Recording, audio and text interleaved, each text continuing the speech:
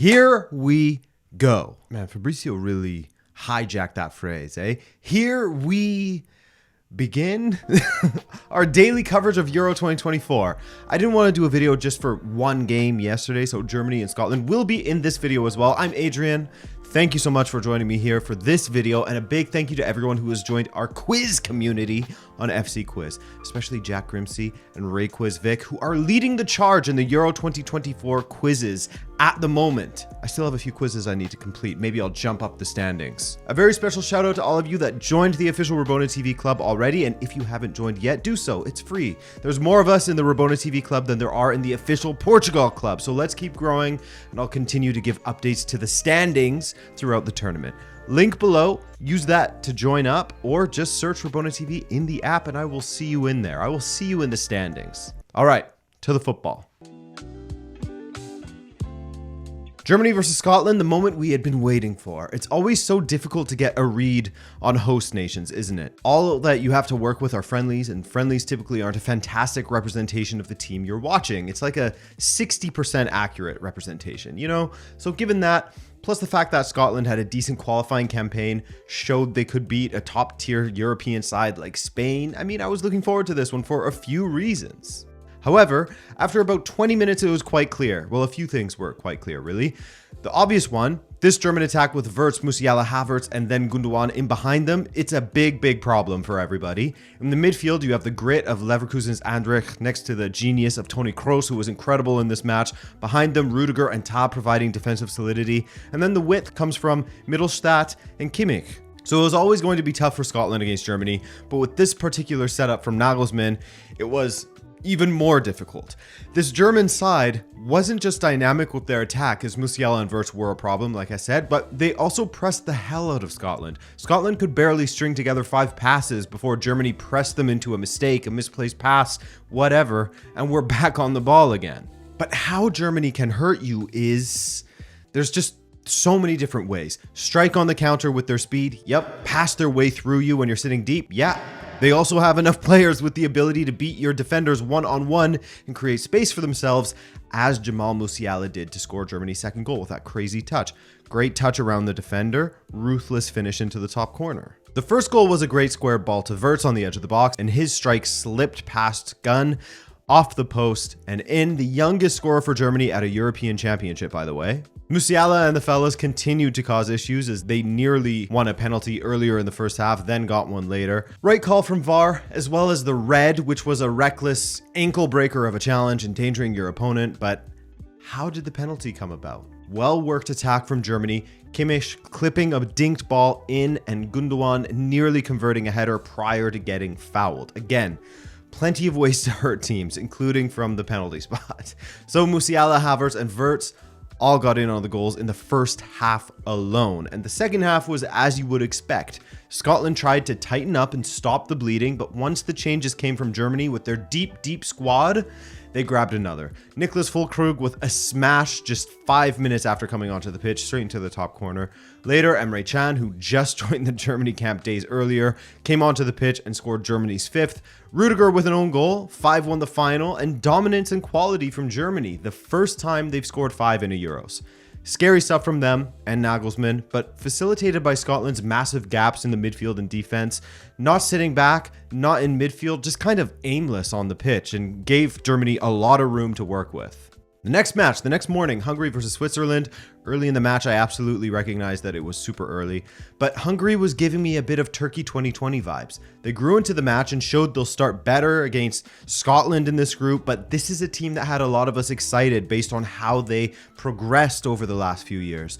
Good showing in the Nations League with some massive victories such as that over England, an excellent qualification campaign for this tournament, some talented players in every part of the pitch, and they seemed like the dark horse tag kind of got to their heads a little bit early in this match. They seemed a bit hesitant, shell-shocked against Switzerland in the first half, and took a long time to find their groove. But there are reasons to be very optimistic, which we'll get to later. Now, with all that being said about Hungary, Switzerland were kind of the opposite, a team that lately hasn't been as solid as they were in years past. They used to cruise thanks to their defense, would nick goals on the counter, from set pieces, etc. Great tournament ball, right? In the last couple of years, in the last year or so, they haven't looked as good. They'd won 7 of their previous 14 matches coming into this tournament since that loss against Portugal in the World Cup, 6-1, with a lot of uninspired performances along the way. But when it came down to it, they were the top performers in this match by a long shot. No nerves, as they are very experienced at this stage now. They regularly make it out of the group stage, and they were great value for their 2-0 lead over Hungary at the half. They were clean defensively, limiting Hungary to half chances from outside of the box or easy collects from crosses for Sommer. They were passing their way through the heart of Hungary's defense pretty regularly, and were allowed space at the edge of the box for opportunities as well. In fact, their first goal was the former, a nice passing move where they capitalized on a mistake at the back, right at the heart of it, and Dua was through with a clean finish. We'll talk about him in a sec. The other, a nice curling strike from the edge of the box from Eberscher, which felt like the dagger in this match, which it would turn out to be the winning goal in the end. Now, this Dua fella I was talking about is a sweet story. I had no idea who he was, and I'm sure a ton of people will have had the same sentiment, because this match against Hungary was just his second appearance for Switzerland. He's 27 years old. He was born in London, but made his first Switzerland appearance in a friendly against Estonia just this past April, and was benched in the next game. Anyway, the optimism I mentioned for Hungary in the first half, in the second half, they began to resemble the team we saw over the last couple of years, while Switzerland started to look like the shaky team that had a lot of problems when it came to squandering leads and giving up late goals in qualifying. Hungary started to carve out tons of chances. Szoboszlai in the inside left channel was causing major havoc for Switzerland's defense, cutting inside, delivering dangerous balls into the box for his teammates, and Barnabas Varga took advantage of it and put a nice low header for 1 goal back. Barnabas, what a sick name. Great character in Assassin's Creed Odyssey, by the way. Shout out Barnabas. Ha ha! Gods no! Switzerland had another great push forward toward the end of the match, got a little scrappy, a little chippy. We don't mind that though, right? Right? And the Swiss nearly converted from a corner, if not for a great Peter Gulácsi save. Hungary had a ton of bodies forward, which led to more opportunities for Switzerland to hit them on the counter. But the third goal from Switzerland came courtesy of a mistake at the back, with men forward, a terrible pass back from a header straight into the path of Brila Mbolo, and he finished calmly over the head of Peter Gulácsi. Great cameo from Mbolo. He looked sharp, he lost his knee brace, and he still scored, and a solid performance overall from Switzerland. Again, Hungary showed us flashes of them being dangerous, but we'll see if they can build on that or if they have already kind of plateaued at this tournament. So Germany tops the group after 1 match with Switzerland behind them, Hungary third, and Scotland bottom. Next up, Germany takes on Hungary and Switzerland versus Scotland. The first combatants out of the so-called group of death. I mean, all the groups are pretty tough, but this one has the biggest names, I guess, so it gets the group of death title. But the first to go head-to-head were Spain and Croatia. Lineups were as expected. I love that we got to see Nico Williams and Lamine Yamal on the flanks. The only change was at the back, where Lenormand took the place of Laporte, one Frenchman for another at the back for Spain. But next to Nacho, no worries. Croatia had a lovely midfield of Modric, Brozovic, and Kovacic. The prolific Ante Budimir was the striker, killed it at Osasuna. And my boy Lovro Majer on the right, who I talked up a lot in my preview. This Croatian team is so solid, but they took a while to get up to speed, honestly, with Spain enjoying more of the possession and looking a bit more dangerous in the attack. But once Croatia settled, they of course looked good. They are such a tournament team. They are never down and out, and they have a ton of quality. I hadn't even mentioned Gvardiol at left back yet. Would that quality come through though?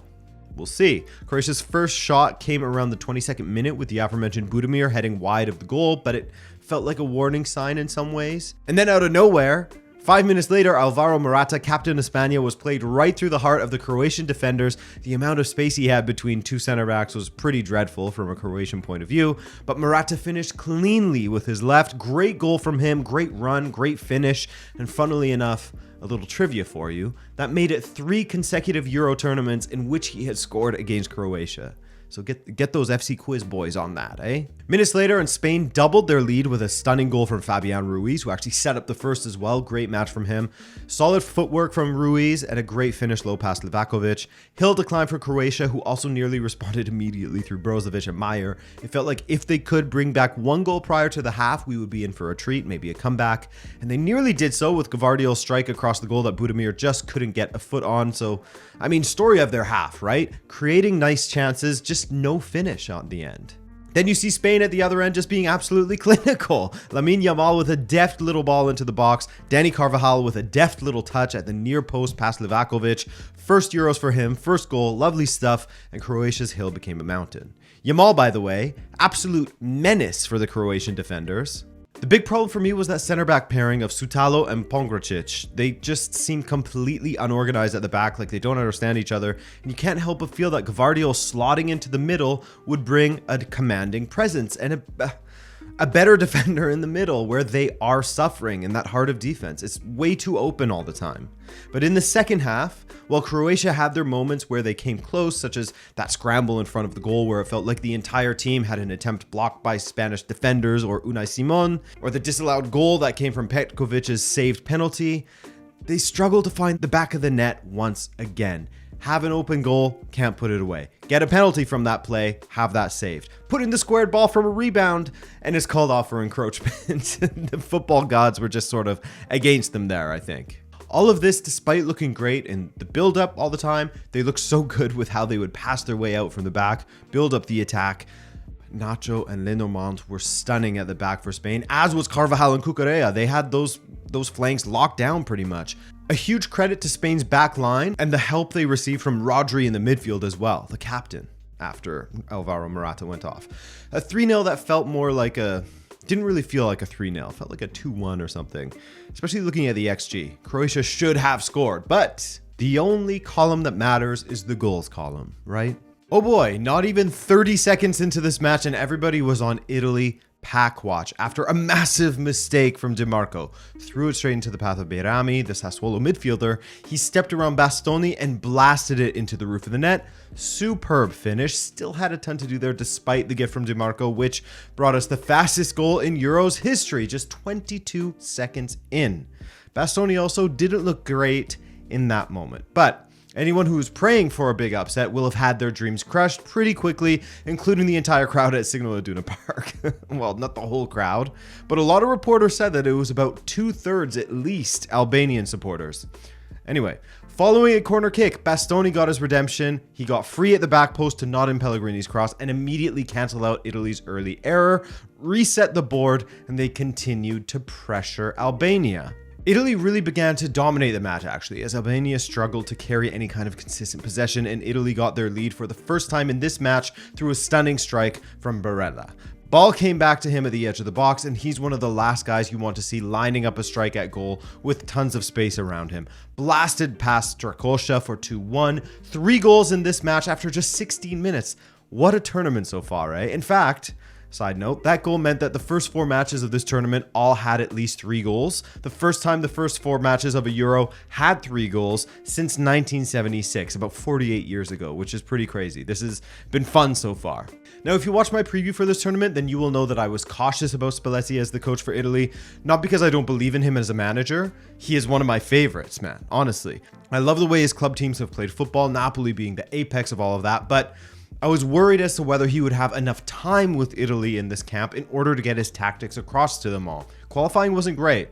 Perhaps it was partially due to playing against a weaker opposition in this match, but Italy were playing some fantastic football in that first half after going a goal down. The way they moved the ball, manipulated the defenders out of position, and then exploited that space. They should have had at least 2 more goals in the first half, but ended 2-1.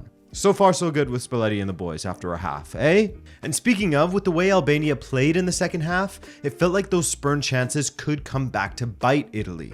At least Spalletti thought so, as he was furious with his side and the way they were playing, marching up and down the touchline. As Albania were starting to get the better of Italy and were threatening to find a way clear on Donnarumma with their passages of play. They had runners getting forward instead of the more reserved performance in the first half when Italy were striding around the pitch confidently. But while Albania made things difficult for Italy, and there were some touch and go moments here and there, namely the attempt that went off of Donnarumma and just wide, Italy held on for the 2-1 win. They had to work hard, yes, but overall deserving of the victory.